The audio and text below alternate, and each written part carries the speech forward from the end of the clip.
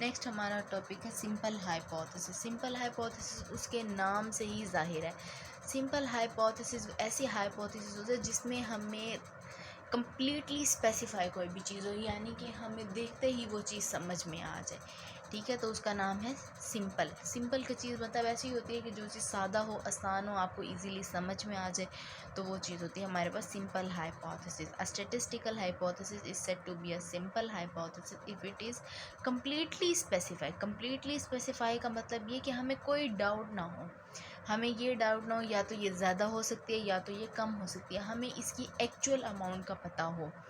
The underlying population distribution namely the functional form of the distribution, यानी कि हमें पता हो कि किस चीज़ की डिस्ट्रीब्यूशन है। And specific value of its parameter, यानी पैरामीटर की स्पेसिफिक वैल्यू हो, ना ये हो कि इससे ज़्यादा है ना ये हो कि इससे कम है, एक स्पेसिफिक वैल्यू। जैसा कि for example mu is equals to 30, sigma is equals to 4 and n is equals to 6, pi is equal to 0.4, कि इसमें कोई ग्रेटर देन का नहीं है कि mu is greater than equals to 30 या 30 है या 30 से बड़ा है। तो स्पेसिफाई तो ना हुआ ना, यहाँ पे बिल्कुल एक्यूरेट मिले कि म्यू 30 है। इसी तरह से कॉम्पोजिट हाइपोथेसिस। कॉम्पोजिट अब इसका उलट आप कर लें, ठीक है, इसका जो उलट होगा सिंपल का वो होगा composite hypothesis. A statistical hypothesis is said to be a composite hypothesis if it does not completely specify. जैसे फॉर एग्जांपल यहाँ पर वो कह रहे हैं कि ये तो आपको नॉर्मल डिस्ट्रीब्यूशन की बात कर रहे हैं और उसके बाद कह रहे हैं कि sigma is greater than equals to 4, तो ये क्या हो जाएगी कॉम्पोजिट हाइपोथेसिस। और कंपोजिट हाइपोथेसिस क्या होती है, उसमें एक से ज़्यादा पैरामीटर भी आ सकते हैं। फॉर एग्ज़ाम्पल अगर मैं यूँ लिख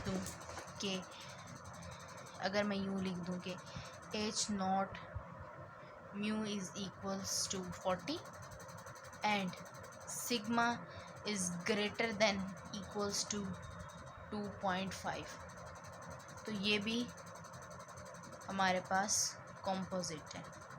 ठीक है, अगर फॉर एग्ज़ाम्पल मैं यूँ लिख दूँ H not mu is greater than equals to 40 and sigma is equals to 7.5, तो ये भी कॉम्पोजिट है।